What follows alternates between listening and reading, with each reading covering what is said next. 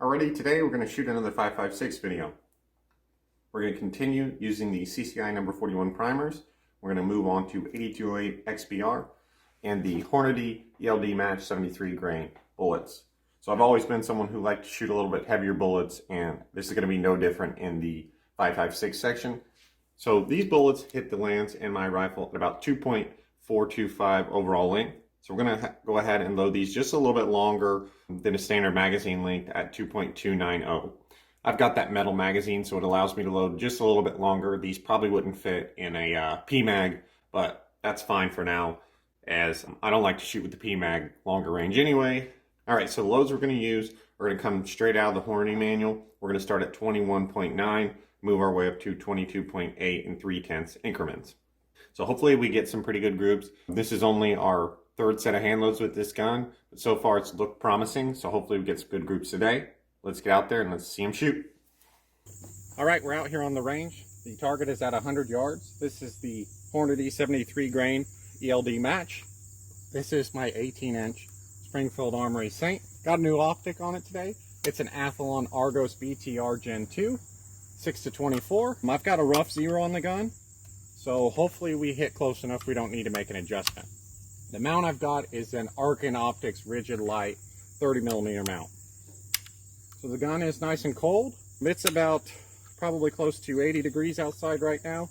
We're going to go ahead and see how this load shoots.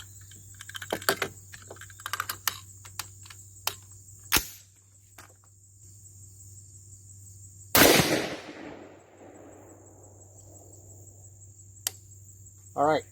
Unfortunately, we are going to have to make a scope adjustment here because we just barely put it on paper. So I sighted this in with some cheap 55 grain stuffs. Luckily, we didn't hit our camera. So let's move it one to the right. Okay. Now we should be right on. So I guess this first one's going to be a 4-shot group. I don't like to do that, but it's better to get them all on the piece of paper.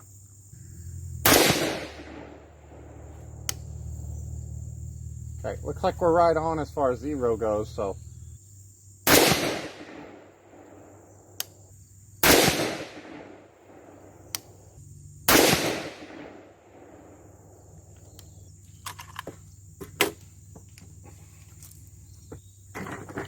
All right, moving on up here.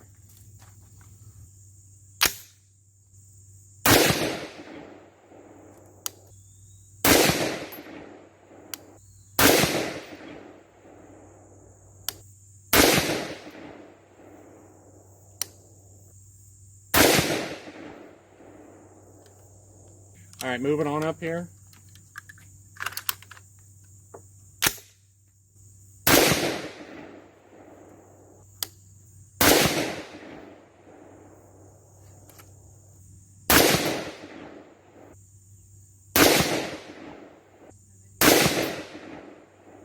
All right, that looks like a pretty decent group.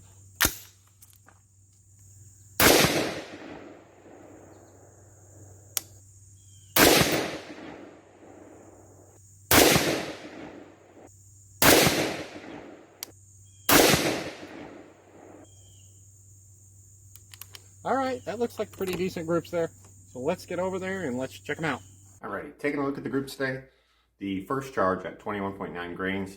Like I said, that was 4-shot group. You can see that bullet way over to the left side of the target there. I guess the gun wasn't quite as sighted in as what I'd hoped. We ended up shooting 2,616 feet per second, a 25.9 standard deviation, and for that 4-shot group, a 0.712-inch group. Next group, 22.2 grains.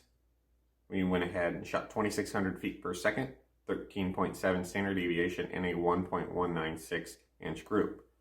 So kind of a weird velocity dip there, but with small sample size, it's probably not a true velocity dip. But moving on, 22.5, 2,615 feet per second, 13.3 standard deviation, and a 0.981-inch group. So this is the first 5-shot group we've shot with this gun under an inch. Like I said, we've only shot, I think this is 60 rounds of hand loads through this gun. You know, good start today. Moving up to 22.8 grains. Shot 2,678 feet per second and a 15.9 standard deviation and another sub-minute of angle group at 0.902. So I think overall, This gun definitely likes the bullet. I may try some different brass. Taking a look at that brass there, you can see there's some shiny spots on the brass. I wouldn't think these lows would be, too hot considering the velocity we hit, and we used, Hornady's load data, but I think this brass that we're using, it's the Armscore brass, might just be not the best quality brass. So I've got some Federal brass I think I'm gonna use here in the future and see if that helps. Our standard deviations did improve today. Since the last videos, we had a lot of 20 and 30 standard deviations in the past, and we did get a couple down there, 13.7 and 13.3. So we're definitely working in the right direction with that. So we'll see what happens in the next video, but thanks for watching, and we'll see you next time.